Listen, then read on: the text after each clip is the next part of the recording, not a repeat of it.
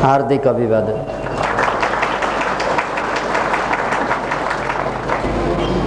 यहाँहरूलाई मनोक्रान्तिमय स्वागत छ।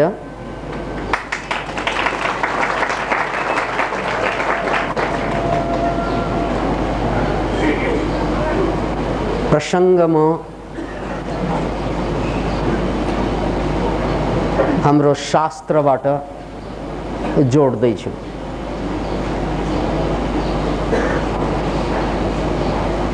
शास्त्रमा एउटा मन्त्र बार बार आएको छ, तत्त्वमसि। तत्त्वमसि अर्थात तत् त्वम असि। तत्को मतलब त्यो जसलाई हामी भगवान भन्छौं। तुमको मतलब तिमी। असी को अर्थ हो हौ। तत्त्वमसि को अर्थ हुन्छ तिमी नै ईश्वर हौ, अथवा त्यो ईश्वर नै तिमी हौ। अचम्म लाग प्रसङ्ग हो यो। किनभने मान्छे ईश्वरलाई ढुङ्गा ढुङ्गामा खोज्छन्, मन्दिर मस्जिदमा खोज्छन्। मान्छे ईश्वरलाई कहाँ कहाँ मात्रै खोज्दैनन्। तर वेदको वचन छ, तिमी नै ईश्वर हौ। त्यसकारण खोज बाहिर होइन, बन्द गरी खोज बाहिरको, आफै भित्र खोज, आफै भित्र नियाल। तिमी स्वयं ईश्वर हौ। जसरी सुतिदिँदा सपना यथार्थ लाग्छ, सपना वास्तविक लाग्छ, यो सपना हो भनेर बुझ्नलाई उठ्नुपर्छ। उठेपछि हाँस्छौं सपनामाथि, हिजो राति त कस्तो सपना देखेको, बडो विचित्र। तर सपनामाथि हाँस्न तबै सक्छ जब हामी उठेका हुन्छौं। यदि हामी सुतिरहेकै भए सपनामाथि सिरियस हुन्छौं। कसैले सपनामा गाली गरे दुःख हुन्छ, कसैले सपनामा पिट्न आए दुःख हुन्छ। त्यो दुःख, त्यो गाली, त्यो पीडा, त्यो पिटाई, त्यो असफलता सपनामा देखेको, त्यसमाथि हाँस्नको लागि उठ्नुपर्छ। नउठिकन हाँस्न सक्दैनौं ती घटनामाथि। हाम्रो जीवनमा पनि अनन्त यस्ता तीता मीठा घटना छन्, हाँस्न सक्दैनौं हामी त्यसमाथि, किनभने हामी सुतिरहेका छौं। अरूलाई पर्दा कुरा आउँछ हाम्रो, आफूलाई पर्दा ज्वरो आउँछ, किनभने सुतिरहेका मान्छेको हालत यही हुन्छ। अरूलाई परुन्ज्याल उपदेश दिन थाल्छ, तर आफूलाई परेपछि थाहा हुन्छ उपदेशले काम चल्दैन रहेछ, अनि अर्कोले उपदेश दिन आउँछ तपाईलाई। घरमा त्यही होइन, जोइलाई पर्दा पोइले उपदेश छाड्न थाल्छ, पोइलाई पर्दा जोइले उपदेश। आमा बाउलाई पर्दा छोराछोरीले उपदेश दिन आउँछ, छोराछोरीलाई पर्दा आमा बाउले, बाबु पहिल्यै भनेको होइन तिमीलाई, यस्तो गर्न हुँदैन भनेर, ओहो बुद्धिमान बन्छन्।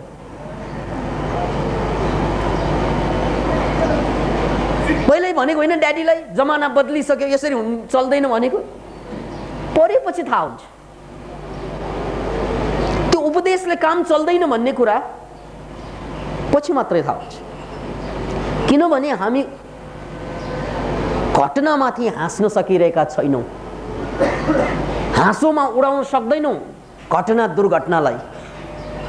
पीडा पर्छ, मानु त्यो साँच्चैको घटना हो, मानु त्यसपछि जिन्दगी नै छैन। तर सपनामा कसैले ठप्पड हिर्काउँदा, सपनै देखिरहँदा त पीडा हुन्छ, डर हुन्छ। तर जागिसकेपछि हाँस्छौँ हामी, कस्तो सपना देखेको, त्यो रामबहादुर चाले पिटिदिए मलाई, ले यो पनि हुने कुरा हो र, त्यो मेरो घरमा पालेको नोकरले क्या, यस्तो यस्तो पनि सपना आउँछ। हाँस्छौँ हामी, तर सुतिरहँदा त मुरमुरेर बस्यो होला, आफ्नो अपमान, ओहो नोकरले पनि पीडा दियो मलाई, ओहो। सुतिरहँदाखेरि त्यसले पोल्छ तपाईलाई सपनामा, तर उठेपछि जुन कुराले सुत्दा पोल्थ्यो, उठ्दा त्यही कुराले हँसाउँछ हामीलाई, सम्भवतः नचाउँछ हामीलाई, त्यही कुरा। किनभने त्यो झुटो हो, यथार्थ त यो हो, सपना झुटो हो, सत्य त यो हो, मैले बाँचिरहेको जिन्दगी। त्यसकारण सपनामा हाँसिदिन्छौँ हामीहरू, नो प्रब्लम यार, द्याट वाज द ड्रिम। तर त्यस्तै हामी जुन जिन्दगी बाँचिरहेका छौँ कन्सियस माइन्डको आधारमा, त्यो पनि सपना हो, सपनाको एपिसोड। त्यसकारण यहाँ पर्यो भने पीडा हुन्छ हामीलाई, बडो पीडा, बडो दुःख हुन्छ हामीलाई। कसैले 10 रुपियाँ क्वाप्प खाइदियोस्, निद्रै नलाग्न बेर छैन। कसैले सम्पत्ति खाइदियोस्, थाहा होला तपाईँलाई। लोग्ने स्वास्नीले अलिकति दायाँ बायाँ घुमिदिउन्, थाहा होला तपाईँलाई। छोराछोरी यता तलमाथि परुन्, थाहा होला तपाईँलाई। बडा आगो जल्न थाल्छ, यो पनि त सपनै हो नि यार। एउटा सपना आउँदैछ, स्वास्नी बेबिचारी बन्दैछ, यो सपना हो। कस्तो पार्ट, लोग्ने बेबिचार गर्दैछ, सपना हो। दाइ भाइ बेबिचारमा छ, युद्ध चल्दैछ, त्यो पनि सपनाको टुक्रा हो। समाधान खोजिँदैछ, त्यो पनि सपनाको टुक्रा हो। वार्ता चल्दैछ, त्यो पनि सपनाको टुक्रा हो। भोलि गृहयुद्ध होला, सपनै होला। यो जम्मैलाई नन सिरियसली, सिरियस नभइकन सपनै त हो नि भनेर बुझ्ने क्षमता छैन यो खोपडीको, भनेर के गर्ने भनेर उडाउन सक्दैनौँ हामीहरू कि, बरु आफै उडेर जाउँला। उड्दैनौँ हामी, आफै उड्छौँ, तर यसलाई सपना भनेर छोड्न सक्दैनौँ। किनभने हामी अहिले कन्सियस माइन्डको सपना देखिरहेका छौँ, र यो कन्सियस माइन्डको जिन्दगी यसबाट अलिकति पार भएर यो जति पनि भइरहेको छ नाटक हो, सपना हो भनेर उडाउन सक्ने क्षमता तबै आउँछ जब हामी डिपर कन्सियसनेस, यो भन्दा डिपर कन्सियसनेसमा पुग्छौँ। अलिकति हाम्रो चेतनाको प्रवाह चेन्ज भयो भने यी जम्मै कुरा सपना भनेर छर्लङ्ग थाहा हुन्छ। त्यसकारण बुद्धलाई हामी दि अवेकन्ड वान भन्छौँ, जागा हुआ पुरुष। किनभने जागिसकेपछि यसलाई मतलब छैन यी कुरा।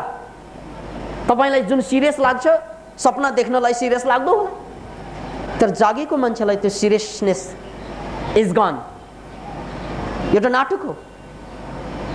बुद्धलाई हामी यता अवेकन्ड वान भन्छौँ, जागृत पुरुष। त्यसकारण यो दुःख पीडासँग मतलब छैन उनलाई। उता कृष्णलाई लीलाधारी भन्छौँ हामी। लीला इज अ ग्रेट गेम। दुईवटा कुरा हुन्छ, लीला र क्रीडा। क्रीडा भनेको पनि गेम हो, लीला पनि गेम हो। हामी क्रीडा खेल्न जान्छौँ, जल क्रीडा भनेको स्विमिङ, यौन क्रीडा सेक्सुअलिटी। क्रीडै क्रीडामा जिन्दगी बितिरहेका छन्। याद राख्नुहोस् यसलाई। हामी क्रीडामा बाँच्न आतुर हुन्छौँ, चाहे जल क्रीडा होस् या यौन क्रीडा होस्, तर क्रीडा हो, त्यसकारण त पीडा आउँछ त्यसपछि। तर लीलाको अर्थ यो भन्दा धेरै भिन्न छ, त्यो पनि खेलै हो। क्रीडा सुती सुती आनन्द मनाउनु बेहोसमै, लीला उठी उठी आनन्द मनाउनु। लीला र क्रीडाको यही फरक छ। त्यसैले कृष्णले रण छोडेर भाग्दा पनि रमाइलो हुन्थ्यो उसलाई, भयो। जरासन्धले मथुरालाई हमला गर्दा भागा भाग, त्यसकारण कृष्णको एउटा नाम छ रणछोड दासजी। रण छोडेर भागेकोले रणछोड दास। उसलाई भाग्नुमा पनि मजा छ, सपना त हो नि यार, के को सिरियसनेस। ओहो तिमी नारायणको अवतार भाग्नुहुन्छ, इज्जत जाला, भाड में जाओस् इज्जत, गोली मारो इज्जत को, तुम संभालो तुम्हारी इज्जत को, तुम जानो तुम्हारे इज्जत को, तिमी संभाल तेरो इज्जतलाई, मलाई परवाह छैन। किन भन्नाले सुतेको मान्छेलाई सपना यथार्थ लागे जस्तै यो कन्सियस माइन्डमा बाँच्ने मान्छेलाई इज्जत प्यारो हुन्छ। इज्जतको आधारमा ऊ रोगी भइरहेको हुन्छ, इज्जतको आधारमा ऊ पीडित भइरहेको हुन्छ, इज्जतलाई बचाउनलाई ऊ जिन्दगीलाई चपाइरहेको हुन्छ। इज्जत त बचिन्छ तर जिन्दगी बर्बाद भइरहेको हुन्छ। याद राख्नुहोस् यो कुरा। त्यसकारण कृष्ण लीलालाई हेर्नुहोस्, कर्णलाई मार्न हुँदैन थियो, मार्न लाउनु हुँदैन थियो युद्धको नियम अनुसार, तर मार। किन भन्नाले यो युद्धको नियम त तोडेकै हो, तर तोड। अहिले नमारे कहिले पनि मार्न सक्दैन कर्णलाई, के ठान्छ साईं अर्जुन बाबु? त्यसकारण अहिले मार्नुपर्छ, मार। प्रभु यो युद्धको नियम तोडिन्छ, त्यसको जिम्मा मलाई दे, त मार, त मेरो काम मात्रै गर, तर जिम्मा मलाई दे। मार्न लगाए, बदनाम होला, हुन देऊ। नामको चिन्ता त उसको हुन्छ जो सुतिरहेको छ, कन्सियस माइन्डमा सुतिरहेको छ। सुतिरहेका मान्छे नै राक्षस हुन्छन्।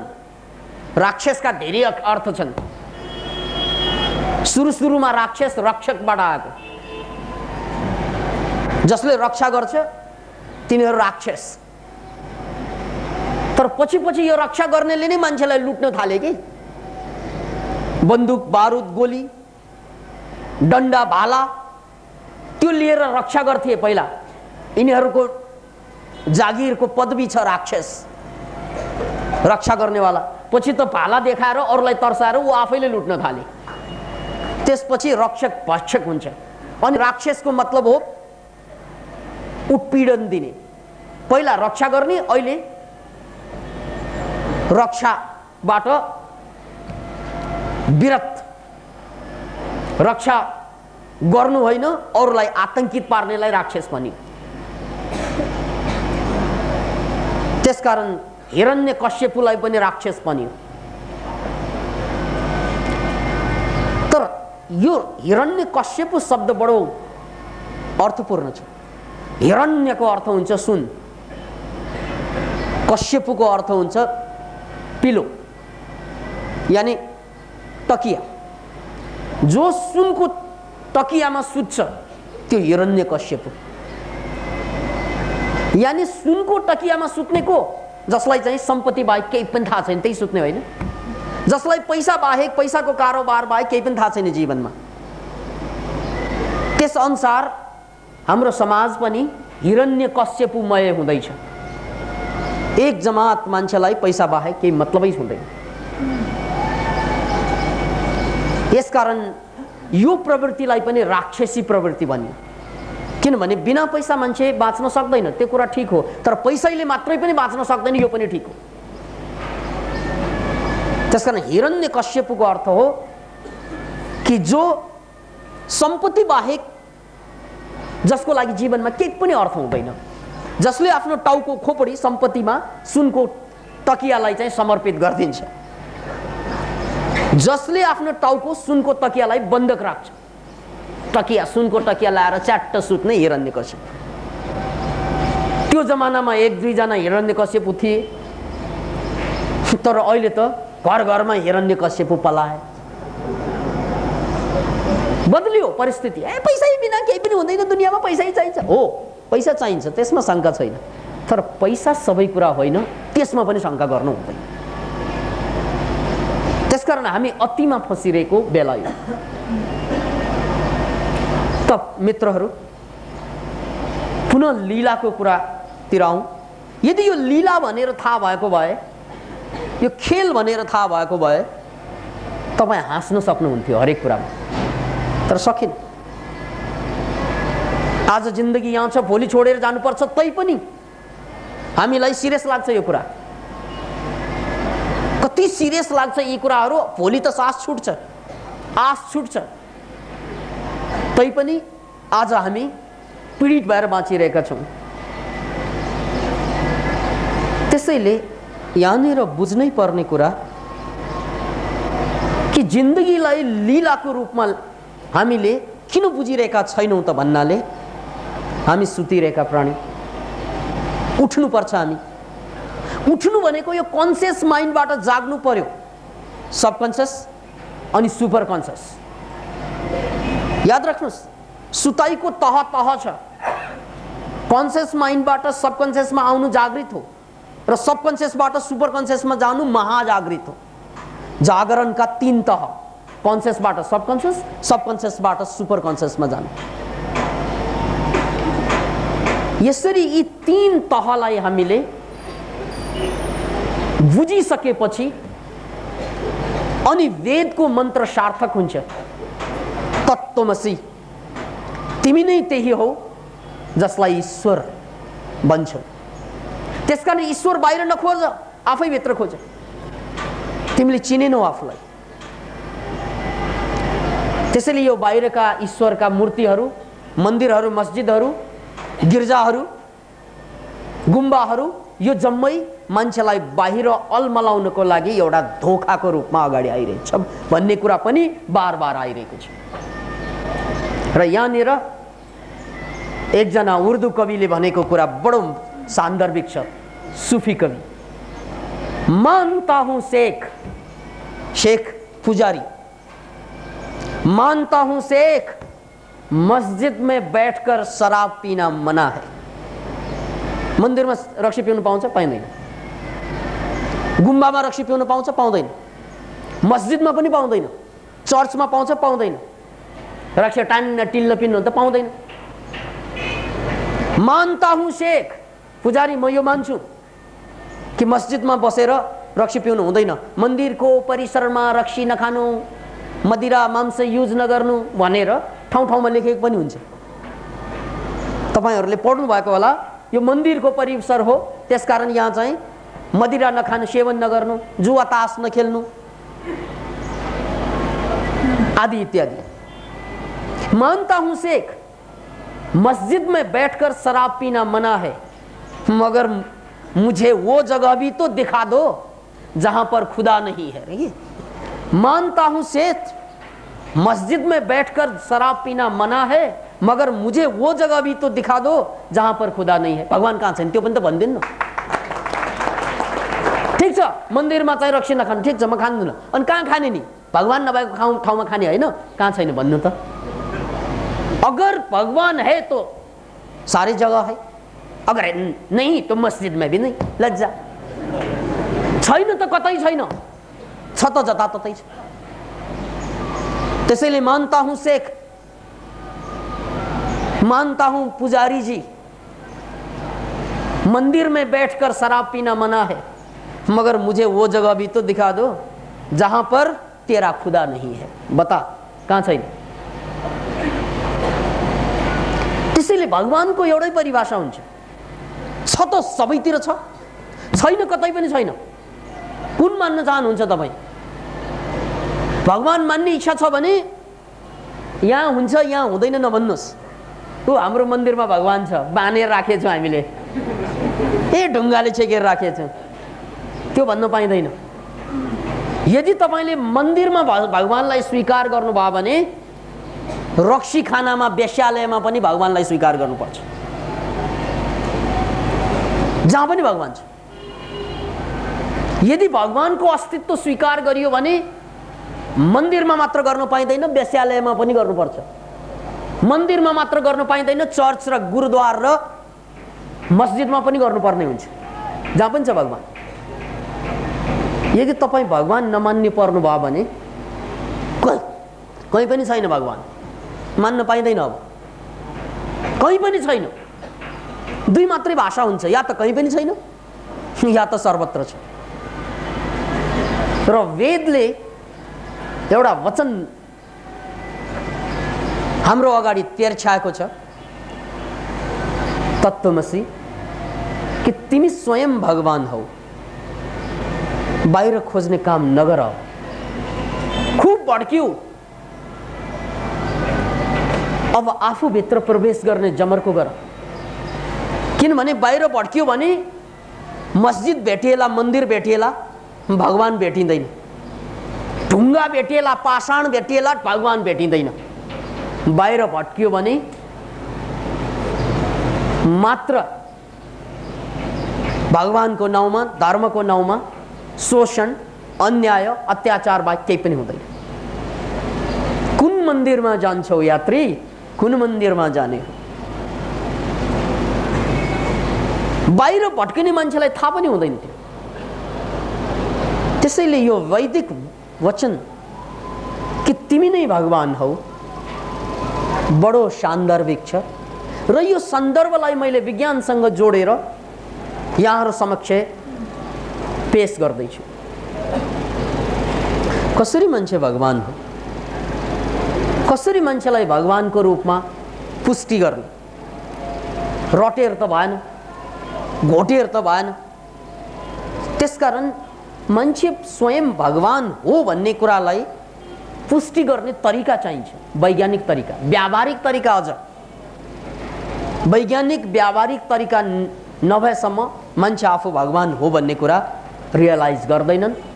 र यो रियलाइजकै रूपमा साधु सन्त महन्त सिद्ध महात्माहरूले साधना गर्दा गर्दा जुन शक्तिको जागरण गरे, त्यही शक्तिको आधारमा उनीहरूले आफूलाई भगवान हो भन्ने सिद्ध गरेरै छोडे। जसरी गौतम बुद्धलाई सिद्धार्थ गौतम भन्दैनौँ हामीहरू, भगवान बुद्ध भन्छौँ। सिद्ध गरे। र त्यस्तै सिद्ध गर्ने थुप्रै तरिकाहरू छन्। अब यो तरिकालाई म आजको सन्दर्भ रेकीसँग जोड्न चाहन्छु। किनभने मान्छेको भगवत्तालाई पुष्टि गर्ने सबभन्दा सरल उपाय हो रेकी। किन त भन्नाले हाम्रो यो शरीर 5 फिट 6 फिटको छ। यो 5 फिट 6 फिट भित्र कैद हामीहरू, शरीरभित्र कैद। भनौँ तपाईको आमालाई, दाइलाई, भाइलाई कतै केही पर्यो भने तपाईले यहाँबाट केही पनि गर्न सक्नुहुन्न, पीडित हुन्छ त। जस्तै तपाईको भाइ अमेरिकामा छ, पेट दुखिरहेछ, यहाँबाट तपाईले के गर्न सक्छ? केही पनि गर्न सक्छ। भनौँ तपाईको दाइ कतै बम विस्फोटमा परेर पीडित छ, उसलाई कसैले रक्षा गर्न पनि गएन। भनौँ तपाईको दिदी कतै हराइन्, थाहा छैन कता, उसलाई तपाईले केही पनि गर्न सक्नुहुन्न। यहाँबाट के गर्न सक्नुहुन्छ? किनभने हामी 5 फिटमा लिमिटेड मान्छे, 6 फिटमा लिमिटेड मान्छे हाम्रो शरीर। तर रेकीमा डिस्टेन्ट हिलिङको जुन कन्सेप्ट आयो, त्यसले मान्छेको लिमिटेसनलाई ब्रेक गर्ने, मान्छेको सीमालाई तोड्ने पहिलो द्वार खोलिदियो। तपाईँ हुनुहुन्छ काठमाडौँमा र तपाईको दाइ भाइ परिवार रोल्पा या मनाङ या मुस्ताङ या कतै अनकन्टारमा, पर्यो उनीहरूलाई आपत्ति, चाहे निदाउन सकेनन् उनीहरू भनौँ, या छटपटाइरहेछन् उनीहरू भनौँ, या मानसिक रूपमा पीडित भनौँ, या उनीहरू जाँच दिन गइरहेका भनौँ, इन्टरभ्यूमा एपियर हुन गइरहेका भनौँ, यहाँबाट के गर्न सक्नुहुन्छ? Because you are human being, तपाईँ लिमिटेड, तपाईँ आफ्नो शरीरभित्र कैद, केही पनि गर्न सक्नुहुन्न तपाईँ यहाँबाट। तर रेकी दोस्रो डिग्रीमा तपाईँ यहाँ बसेर कुनै पनि डिस्टेन्सलाई पार गरेर तपाईको एनर्जी कन्ट्याक्ट गर्न सक्नुहुन्छ। तपाईँ भनौँ तपाईको दाइ जाँच दिन गइरहेछ, उसलाई डर छ, नर्भस हुन्छ, त्यो बेला पनि तपाईले घर बसेर एनर्जी पास गर्नुभयो भने तपाईको भाइ नर्भस भयो, इन्टरभ्यूमा नर्भस भयो, अथवा रोग लागिरहेछ, छटपट भइरहेछ, यहाँबाट एनर्जी पास गरिदिनुहोस्, कनेक्ट गरिदिनुहोस्, उनलाई राहत मिल्छ। यस अर्थमा मान्छेको शारीरिक लिमिटेसनलाई ब्रेक गरेर संसारको जुनसुकै कुना काप्चामा बसेका मान्छे किन नहोस्, त्यसमाथि सम्बन्ध स्थापना गर्ने सक्ने जुन हामीले शास्त्रमा पढेका छौँ भगवानहरूसँग मात्रै गुण हुन्थे, त्यो गुणलाई अब रेकीले स्थापना गर्दछ। पुनः मान्छेले हराएको त्यो गुण, त्यसलाई रेकीले स्थापना गर्दछ। यहाँनिर म तपाईलाई बडो मार्मिक कथा बताउन चाहन्छु। कथा जुदाइजमबाट आउँछ। त्यसो भनेको यहुदी धर्मबाट। ओल्ड टेस्टामेन्टमा कथा छ, एडम र इभको कथा। एडम र इभ स्वर्गमा थिए, कथा अनुसार थिए दुवै नाङ्गै, तर दुवैलाई थाहा थिएन नाङ्गै भन्नु पनि। एडम र इभ स्वर्गमा बडो आनन्दपूर्वक विचरण गरिरहेका थिए। त्यत्तिकैमा सर्पले उनीहरूलाई बहकाइदिन्छ, किनभने भगवानले उनीहरूलाई निर्देशन दिएका थिए कि यहाँको सम्पूर्ण खाना खान सक्छ, सम्पूर्ण खाना खान सकिन्छ, तर एउटा चीज तिमीहरूले खान सक्दैनौ। यो सृष्टिमा जति पनि छ त्यो तिमीहरूको उपभोगको लागि हो, तर एउटा चीज नखा है, नखा, एउटा मात्रै, अरु जम्मै खा, कुखुरा पनि खा, तर एउटा चीज नखा। त्यो के? त्यो हो स्याउ। स्याउ एउटा बाहेक सबै खाने छुट दिएका थिए भगवानले एडम र इभलाई। एडम र इभले भगवानकै निर्देशनमा सबै खाए, स्याउ खाने। कता कताबाट सर्प टप्किहाले र सर्पले आएर इभलाई कुरा लगाइदिन्छ खुसुक्क, अरे यार इभ, तिमीहरूले जम्मै खान्छौ, त्यो स्याउ किन खाँदैनौ? थाहा छ नि तिमीलाई हामीलाई भगवानले स्याउ नखानु भनेको? हो, अब बुझी। भगवानले स्याउ नखानु भन्नुको कारण छ क्या? भगवानले तिमीहरूलाई ठगेको छ, किनभने त्यो स्याउ ज्ञानको स्याउ हो के? ज्ञानको स्याउ, एप्पल अफ द नलेज। यदि त्यो स्याउ खाइदियो भने तिमीहरू पनि भगवान जस्तै ज्ञानी हुन्छौ।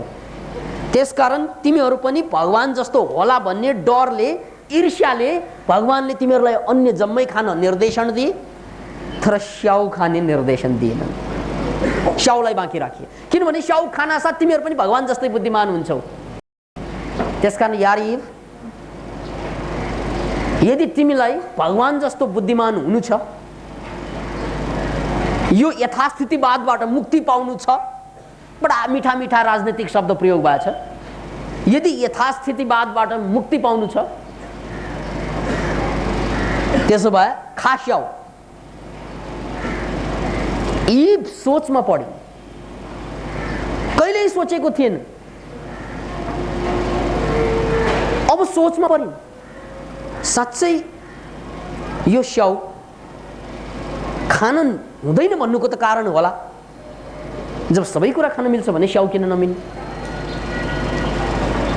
पक्कै दाल में कुछ काला है, केही गडबडी त पक्कै छ। Let me try. चट्टै स्याउ टिपिन, आधा उनको पार्टनर एडमलाई, आधा आफै खाइन्। स्याउ मात्र के सक्यो, ज्ञान पलायो। पहिलो ज्ञान के पलायो, हामी नाङ्गै छोप। अब नाङ्गै त हिजो पनि थिए, नाङ्गै थिए, तर बुद्धि सध्य थियो। अब शरीर नाङ्गै, बुद्धि बाङ्गै। याद राख्नुहोस् यो कुरा। पहिलो ज्ञान के पाए, हामी नाङ्गै छोप्नु पर्यो। ताक छोप त्यहाँबाट सुरु भयो। इज्जत का सवाल है भाइ। हिजोसम्म लीलामा बाँच्दै थिए यिनीहरू, अब क्रीडामा आए। याद राख्नुहोस्, त्योभन्दा पहिला उनीहरूले कहिले पनि सेक्सुअल इन्टरकोर्स गरेनन्, यौन सम्पर्क राखेनन्। जब उनीहरू खुला थिए यौन सम्पर्क थिएन। याद राख्नुहोस् यो कुरालाई। जब उनीहरूले छोपछाप गर्न थाले त्यस बेलादेखि उनीहरूले सन्तान जन्माएको जन्मै 6 अरब पुग्यो रे अहिले।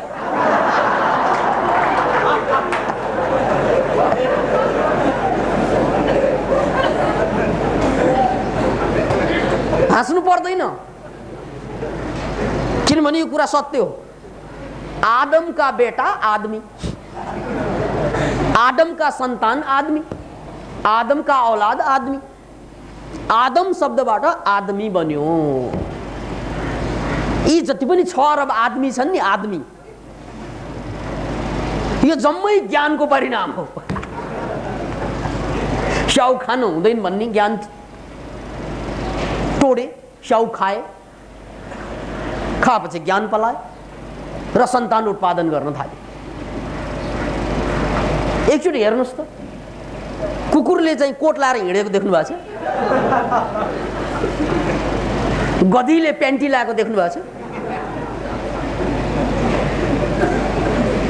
कसैले पनि केही लाउँदैनन्। तर उनीहरू यौन क्रीडामा कहिलेकाहीँ मात्रै, सिजनल। कुनै पनि पन्छी, कुनै पनि जनावर यौन क्रीडामा देख्दैनौ, यद्यपि उनीहरू चाहिँ नाङ्गै छन्। उनीहरूको यौन क्रीडा हुन्छ सिजनल, सिजनल फ्रुट जस्तै। मान्छेको त सिजनै हुँदैन।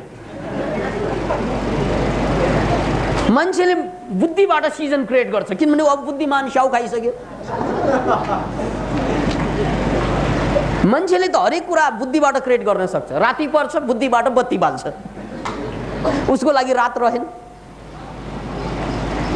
यो खास सेक्सुअल सिजन भनेको बसन्त रे। याद राख्नुहोस्, यो बसन्त अहिले सुरु भइरहेछ, फेरि दङ्ग होला तपाईँहरू। हो, ठिक समयमा भन्नुभयो, सम्झाइदिनु भयो गुरु, धन्यवाद।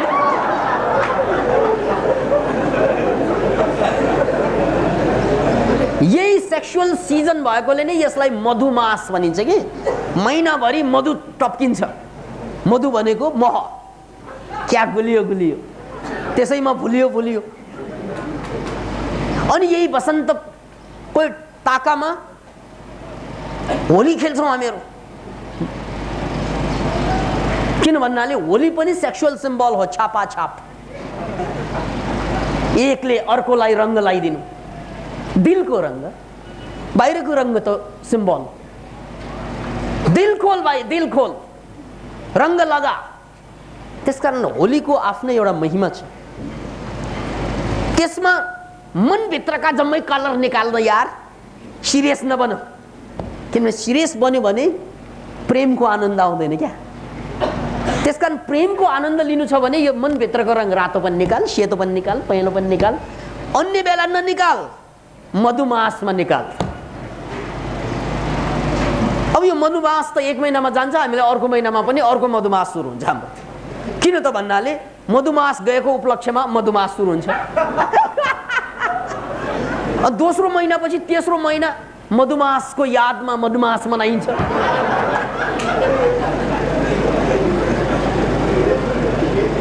त्यसपछि मधुमास गएको पीडामा मधुमासमा अपनाइन्छ। त्यसपछि अर्को मधुमास आउने तयारीमा मधुमास अपनाइन्छ। त्यसपछि कुन मधुमास हो कुन चाहिँ मधुमास होइन फुलेर मधुमास बनाइन्छ।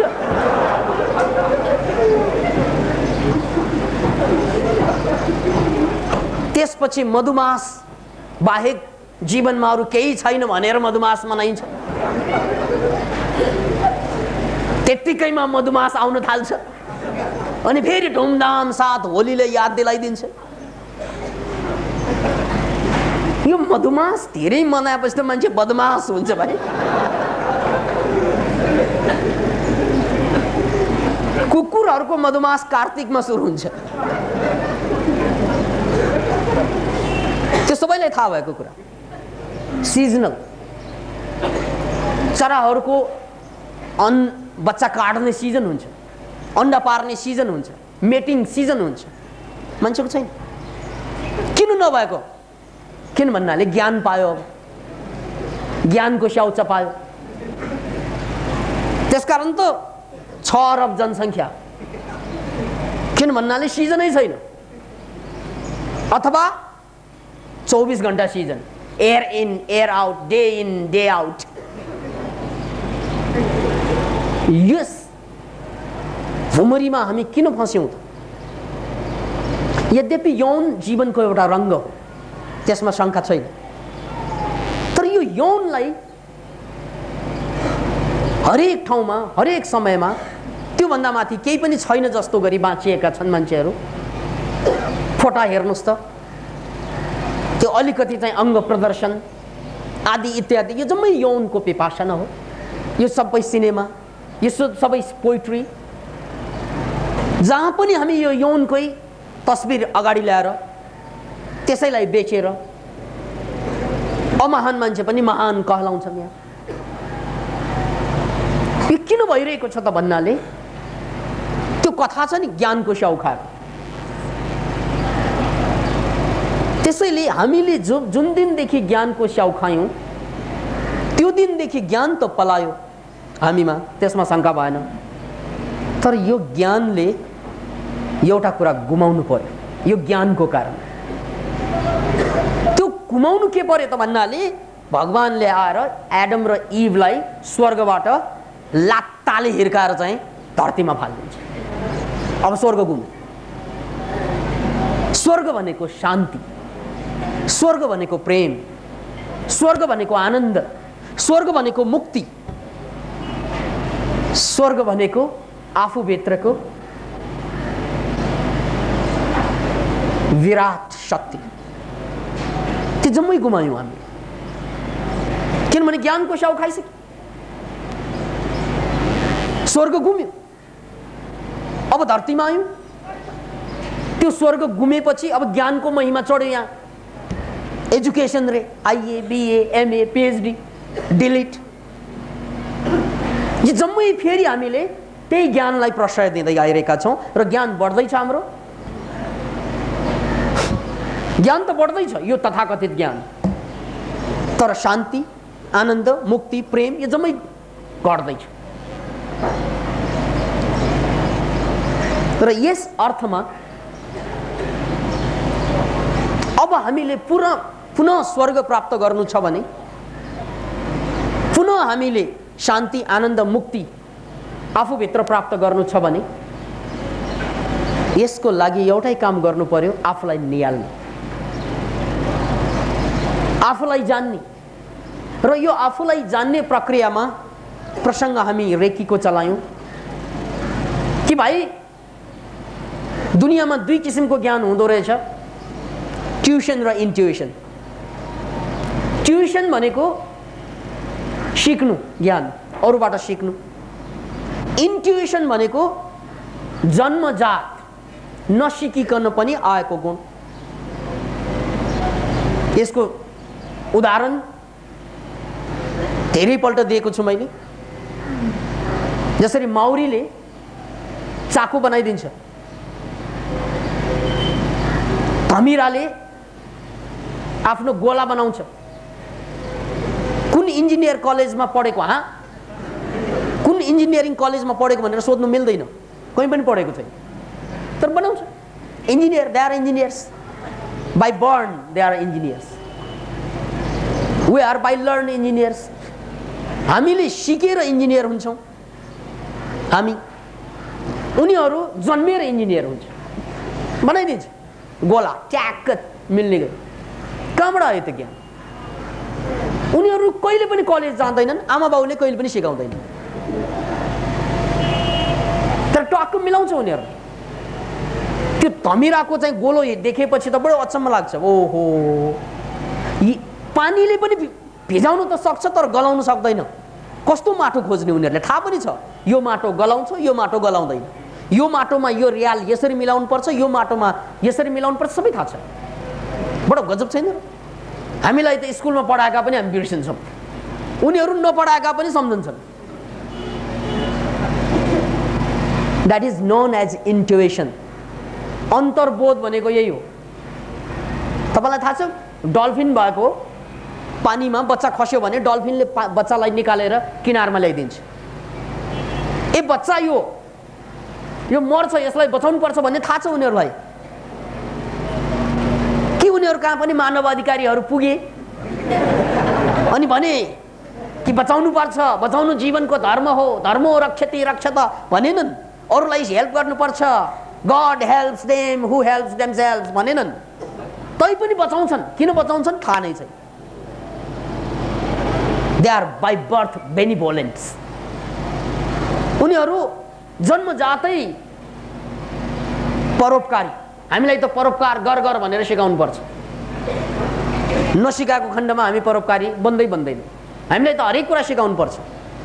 हामी त हरेक कुरा जबरजस्ती गर्छौँ, उनीहरू बाई बर्थ गर्छन्। एउटा कथा सुन्नुहोस्। एकजना साउले आफ्नो नोकरलाई अराएछ, बाबु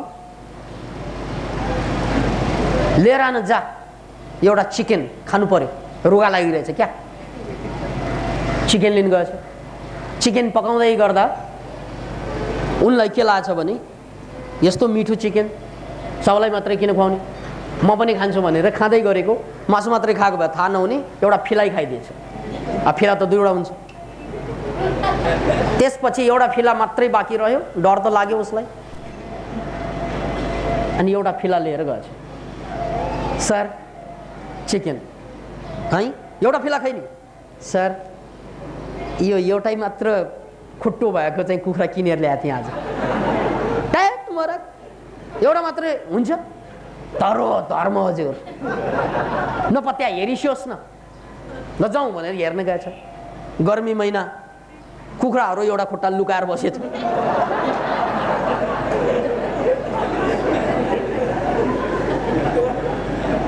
एउटै खुट्टामा टेकेर बसेका देखाइदिए। यिनीहरू नि त हुन् नि हजुर। अब त्यो खुट्टा लुकाएको भन्ने त बच्चालाई पनि थाहा हुने कुरा, त्यो साउलाई थाहा नहुने कुरा होइन। अनि उसले अगाडि गएर हा हा हा हा गरेपछि त खुट्टा चाहिँ दुई खुट्टाले टेकेर कुखुरा जम्मै भाग्यो। भाग्न साथ अब नोकरले के भन्छन्, सर तपाईँले प्लेटमा पनि यही गर्दा हुन्थ्यो नि भन्छ कि।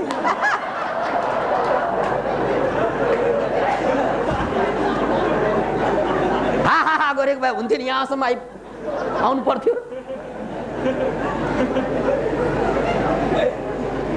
मान्छेले जे सिके त्यो चालाकी सिके कि।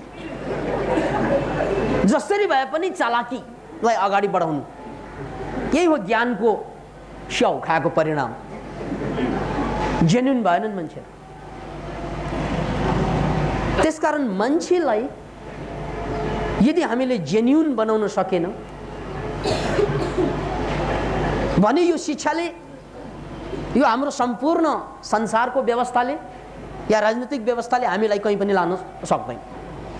त्यसैले यहाँनिर पुनः त्यो वेदको वचन छ नि कि तिमी नै ईश्वर हौ भन्ने बडो सार्थक छ।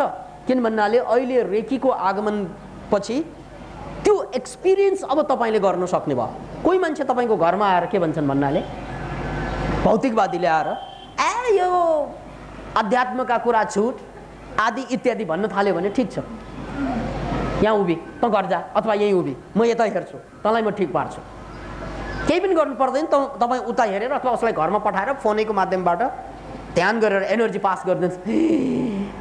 हो त नि गाँठे, मलाई यहाँबाट के भयो खटखट खटखट गयो जस्तो लाग्यो, के भएको यस्तो पनि हुन्छ भने ऊ दङ्ग पर्छ।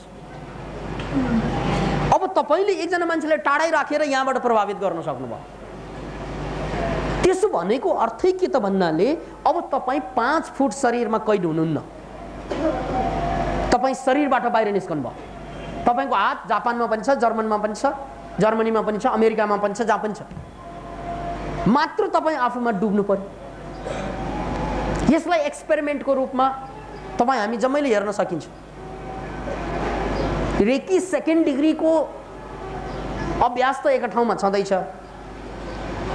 वैज्ञानिकहरूले स्पिरिचुअल हिलिङ बारे एउटा अनुसन्धान गरेछ।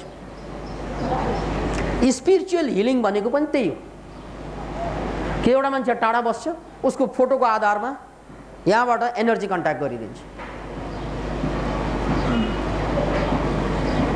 त्यसको लागि केही पनि गर्नु पर्दैन, आजै गएर तपाईँले एक्सपेरिमेन्ट गर्न सक्नुहुन्छ। You can use it. यो रेकीको कुरा होइन, स्पिरिचुअल हिलिङको कुरा। किनभने रेकीमा त सिम्बल पास गरेर कनेक्ट गर्नुपर्छ, स्पिरिचुअल हिलिङमा सिम्बल पनि छैन, जम्मैले गर्न सक्नुहुन्छ। तपाईँले आफ्नो साह्रै मिल्ने साथी एउटा चुन्नुहोस्, आजै गएर ट्राई गर्नुहोस् र उसलाई भन्नुहोस् म 9:30 बजे अथवा 8 बजे फोन गरेर अथवा पहिल्यै कुरा मिलाएर भन्नुहोस् म तिमीलाई एनर्जी पास गर्छु, ल तिमी चाहिँ पल्टेर बस्नु, आँखा चिम्लेर बस्नु, के पनि गर्नु पर्दैन तिमी।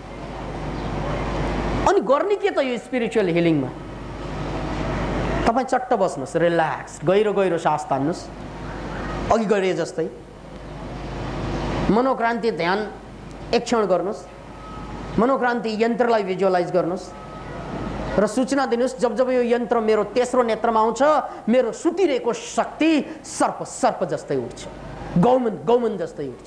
बस 2-4 पल्टको यो अभ्यासमा तपाईँको शक्तिको लेभल बढ्छ, एनर्जीको लेभल हाई भयो। अब गर्ने के? अब त्यो मान्छेलाई जसलाई तपाईँले एनर्जी पास गर्नु छ त्यो मान्छेलाई सम्झनुहोस्, भिजुअलाइज गर्नुहोस्, केही पनि नगर्नुहोस्।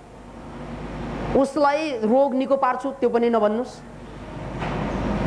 अथवा मैले एनर्जी पास गरिरहेछु त्यो पनि नभन्नुहोस्, केही पनि होइन। त्यो मान्छे र तपाईँ दुईजना, दुईवटा अस्तित्व, दुईवटा व्यक्तित्व एउटै अस्तित्वमा लय हुनु कोसिस गर्नुहोस्। Just be himself or herself, केही पनि गर्ने होइन। स्पिरिचुअल हिलिङ, एनर्जी त जगाउनै पर्यो। त्यो मनोक्रान्ति ध्यान सुरु गर्नुहोस् र त्यसपछि सुनेको मान्छेलाई आँखा अगाडि ल्याउनुहोस् र त्यो मान्छे र तपाईँ दुईजना नहुनु, विलय हुनुहोस् त्यसमा। Just feel himself or herself, उनै बनिदिनुहोस् तपाईँ, तपाईँ ऊ बनिदिनु, तपाईँको व्यक्तित्व उसको व्यक्तित्वमा विलय गरिदिनुहोस्। That's all. Feel herself or himself, don't feel yourself. आफूलाई फिल गर्ने होइन, म एनर्जी पास गर्दैछु, यो गर्दैछु, त्यो गर्दैछु, मैले स्पिरिचुअल हिलिङ गर्दैछु, यो जम्मै चाहिँ अहङ्कार हो, केही पनि गरिँदै छैन। तपाईँले केही पनि गर्न सक्नुहुन्न। तपाईँले एउटा काम गर्न सक्नुहुन्छ, त्यो हो आफ्नो अहङ्कारलाई विलय गर्नु, अहङ्कारलाई बिचमा नल्याउनु। तपाईँ चुपचाप बस्दिनुहोस्, उसमा आफूलाई विलय गराइदिनुहोस्। 20 मिनटको अभ्यासमा जुन मान्छेमा तपाईँले आफूलाई विलय गराइदिनु भएको छ त्यो मान्छेको शरीरमा विभिन्न किसिमका एक्सपिरियन्सेसहरू आउन थाल्छ, उसको मनमा विभिन्न किसिमका तरङ्ग दौडन थाल्छ। त्यसकै आधारमा पनि तुरुन्तै उसले रियलाइज गर्छ मलाई एनर्जी पास हुँदैछ, energy is coming towards me. त्यसकारण स्पिरिचुअल हिलिङको लागि दुईवटा कुरा मात्रै आवश्यकता छ। एउटा शक्तिको जागरण, त्यो शक्ति त को लेभल चाहिँ उठ्नु पर्यो, अनि लेभल उठिसकेको शक्तिलाई जो कोहीमा पनि पात गर्न, शक्तिपात भन्ने हाम्रो शब्द पनि छ शास्त्रमा, त्यो शक्तिलाई उसमा विलय गराइदिने, त्यो अस्तित्वमा। Just try yourself. अब यो ट्राई गर्ने साथ तुरन्तै थाहा हुने कुरा फेरि। त्यसकारण तपाईँ घरमा गएर अहिले यसलाई चाहिँ ट्राई गरिहाल्नुहोस्, अनि थाहा हुन्छ तपाईँ। अनि पहिलोचोटि के बोध हुन्छ भने ओहो म भनेको यो 5 फुटे शरीर होइन रहेछ बा गाँठे। अनि ऐना चट्ट हेरेर त चाहिँ 5 फुट होइन, त 5 फुट होइनस् भनेर पिट्न मिल्छ। अहिले त हामी आफूसँग ठट्टै गर्न सक्दैनौँ, सिरियस हाँसे पनि आधा मुख हाँस्छ। मुल्ला नर्सुद्दिन ट्रेनमा यात्रा गर्दै थिए, अनि चट्ट चाहिँ पद्मासनमा बसेछ, एकाएक हाँस्छ, भएन भएन पनि भन्छ, हाँस्ने कहिले भएन भएन। उनका सहयात्रीहरूले सोधे भाइ के भयो तिमीलाई अचानक? नर्सुद्दिनले के भने, बोर भयो यार, कोही पनि मेरो साथी छैन, त्यसकारण मैले आफैले आफूलाई जोक भनेको क्या।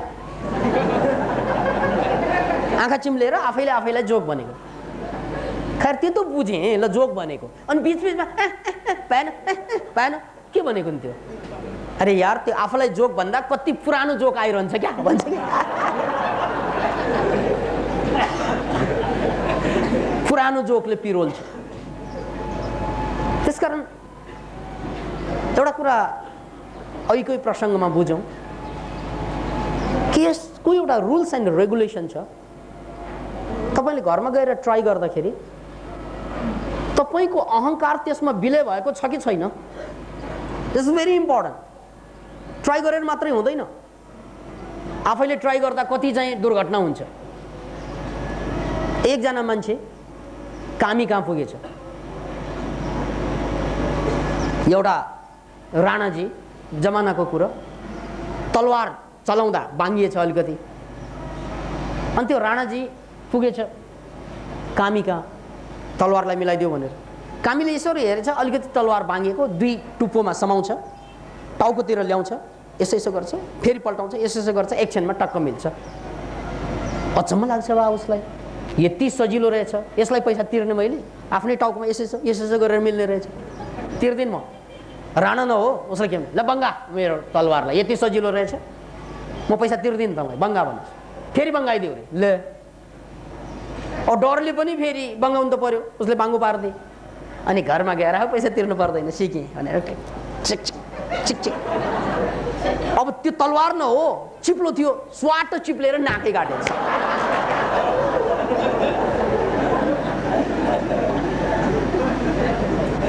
अब नाक जोड्नेवाला त कोही छैन त्यहाँ। त्यसकारण एउटा कुरा याद राख्नुहोस्, कतिपय कुरा सुन्दा सजिलो लाग्ने, गर्दा नाक काटिने क्या। त्यसकारण पनि यो शिक्षक, गुरु या आचार्यको आवश्यकता हुने समाजमा कारण त्यो हो। एउटा गर्छन् अर्कै गर्दैछ मान्छेले। त्यो प्यारासुटबाट मान्छे हाम फालेको हेरेर, छाता ओढेर हाम फालेर खुट्टा भाँचेका कति चाहिँ केटाकेटीहरू पाइन्छ। हेर्दा त ठिक, ओहो सजिलो, छातै त हो नि त्यो। टाढाबाट हेर्दा छाता भन्दा सानो देखिन्छ, फेरि आँखाले पनि धोका दिन्छ। टाढाबाट छातै जस्तो छ, सानो छ। कति मान्छेले चाहिँ छाता ओढेर सानो सानो उमेरमा, हामी पनि गर्थ्यौँ, उहाँ पनि पर्नु भयो गर्ने।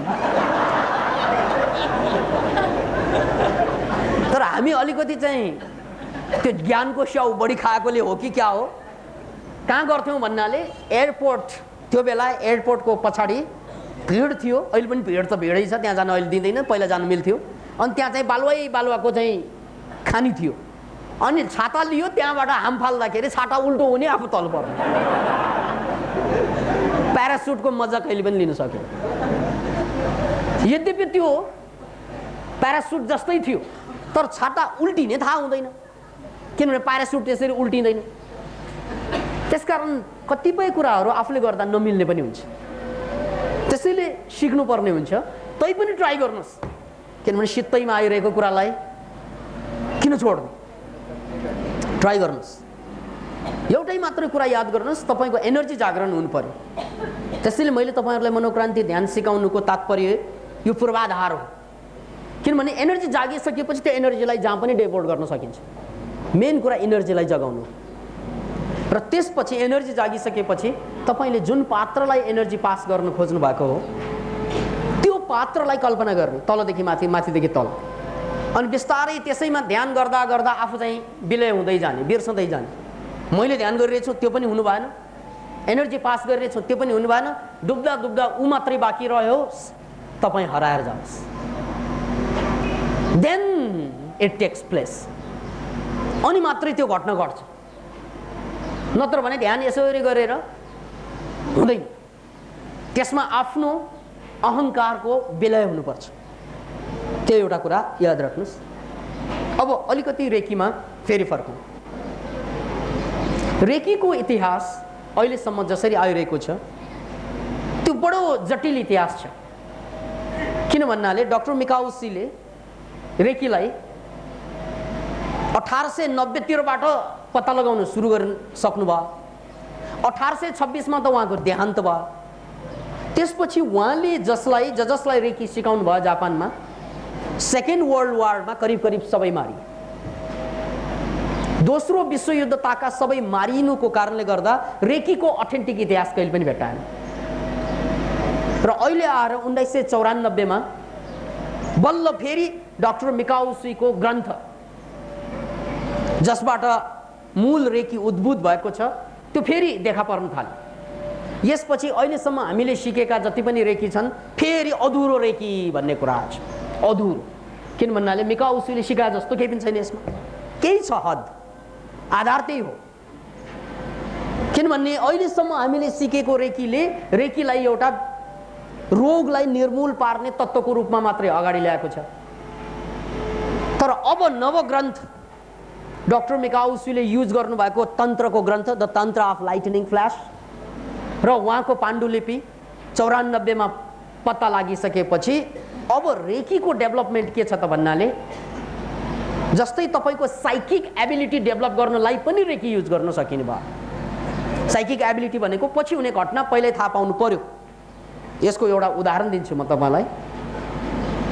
सुजिरो हयासीले ध्यानको माध्यमबाट, रेकी साधनाको माध्यमबाट पछि हुने घटना पहिले थाहा पाउनु भयो।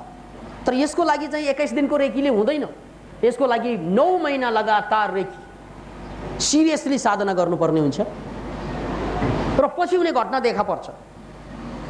देखा पर्यो के त भन्नाले सेकेन्ड वर्ल्ड वार हुँदैछ र यसमा सम्पूर्ण जापानिज हिलरहरू मारिनेछ।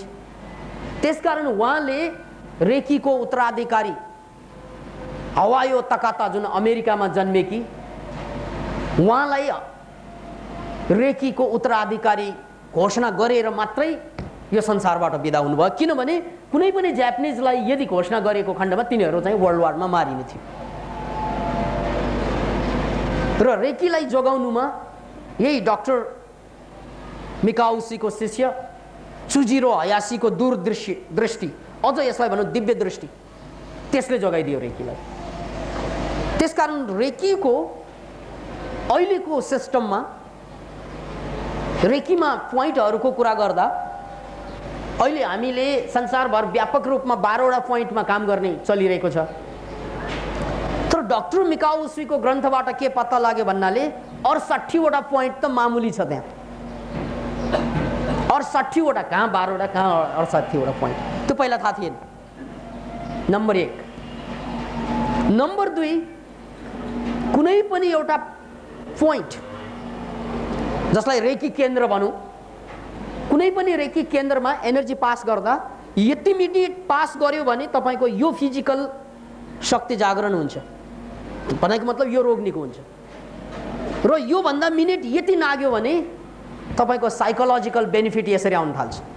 साइकोलोजिकल बेनिफिट भनेको अब जस्तै कसैलाई डर भगाउनु छ, जस्तै कसैलाई चारजनाको अगाडि बोल्न डर छ, त्यसलाई त्यसबाट मुक्ति पाउनु छ, जस्तै कसैलाई चाहिँ जहिले पनि जहाँ जाँदा पनि एक्लो फिलिङ हुने, उदास उदास फिलिङ हुने, त्यो हटाउनु छ, त्यो साइकोलोजिकल बेनिफिट भयो। त्यस्तो साइकोलोजिकल बेनिफिट जसलाई चाहिँ रिस आउँछ, यो साइकोलोजिकल बेनिफिट हो। यति मिनट चाहिँ एनर्जी पास गर्यो भने, यो पोइन्टमा यति मिनट एनर्जी पास गर्यो भने साइकोलोजिकल बेनिफिट ई हो। यो भन्दा बेसी बढायो भने, यति मिनट चाहिँ यो पोइन्टमा एनर्जी पास गर्यो भने तपाईको स्पिरिचुअल पावर चाहिँ निस्कने, स्पिरिचुअल पावर, पछि हुने घटना सुद्धा देख्न सक्ने आदि इत्यादि। अब यसमध्ये एउटा उपाकौशल्यता भन्ने बौद्ध धर्मको च्याप्टरलाई म अलिकति इलाबोरेट गर्छु। कतिपय समयमा सत्यलाई जस्ताको तस्तै पेश गर्नु हुँदैन, यो कुरालाई याद राख्नुहोस्। सत्यलाई बङ्गाउने काम त हामी जम्मैले गर्यौँ, सत्यलाई झुट पारिदिने काम त हामी गरेरै बाँचेको हो। त्यसकै परिणामस्वरूप हाम्रो जिन्दगी यति कमजोर भयो, हामी कहिल्यै स्वस्थ हुन सकेनौँ, कहिल्यै चाहिँ ह्याप्पी हुन सकेनौँ, त्यो त छँदैछ आफ्नो ठाउँमा। तर सत्यलाई जस्ताको तस्तै पेश गर्दा पनि कतिपय समयमा आफूलाई पनि घाटा, अरूलाई पनि घाटा पर्छ। त्यो अवस्थामा उपाय कौशल्यता भन्ने एउटा च्याप्टर छ। त्यो भनेको के त भन्नाले सत्य पनि घायल नहोस् र साथसाथै त्यसबाट फाइदा पनि सबैलाई होस्। त्यो पोइन्टलाई मनन गर्नुहोस्, उपाय कौशल्यताको पोइन्टलाई। सुजिरो हयासीको शिष्य अझ उत्तराधिकारी हवायो तकाता खासै पढे लेखेकी होइन, उनी एकजना बुक किपर अनि साह्रै गरिब परिवारबाट आएकी, सानै उमेरमा जागिर खानु पर्यो पैसा नभएर। सन् 1900 मा उनको जन्म भयो। सन् 1917 देखि त उनले एउटा सानो तिनो जागिरमा बाँच्न बाध्य भयो। त्यसै बीच उनको लोग्नी पनि मरेछ। भरि भरापुरा जवानीमा लोग्नी मरेपछि तकाताको हालत के भयो होला? यही साइकोलोजिकल पेन प्रब्लमको कारणले गर्दा उसलाई चाहिँ छातीको रोग आयो, एपेन्डिसाइटिस भयो र त्यो बाहेक अन्य दुईवटा रोग पनि डाक्टरले जापानमा आएपछि पत्ता लगाए। बल्ल उनी यो रोग लिएर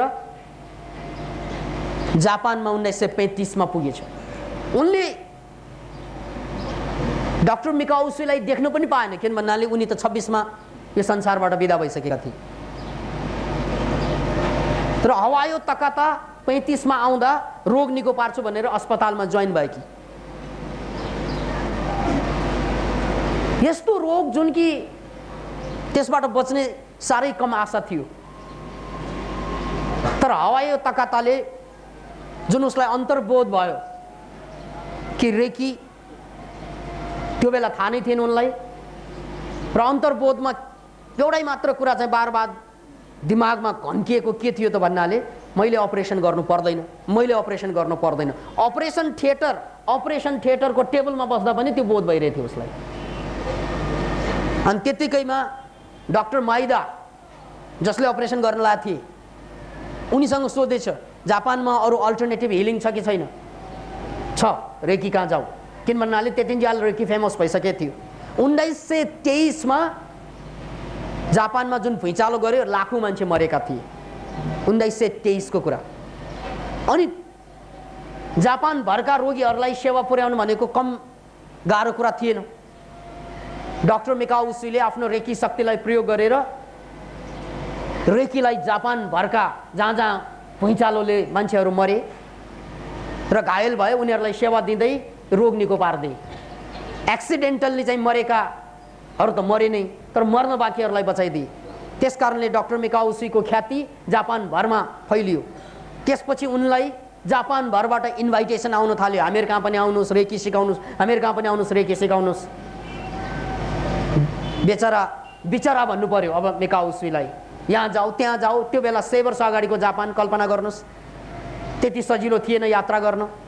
यताउता जाँदा जाँदै आफ्नो चाहिँ शरीरलाई ख्याल पनि राख्न सकेन। अरूलाई बचाउँदा बचाउँदै डाक्टर मिकाउसी स्वयं 62 वर्षको उमेरमा शरीर छोड्न बाध्य भयो।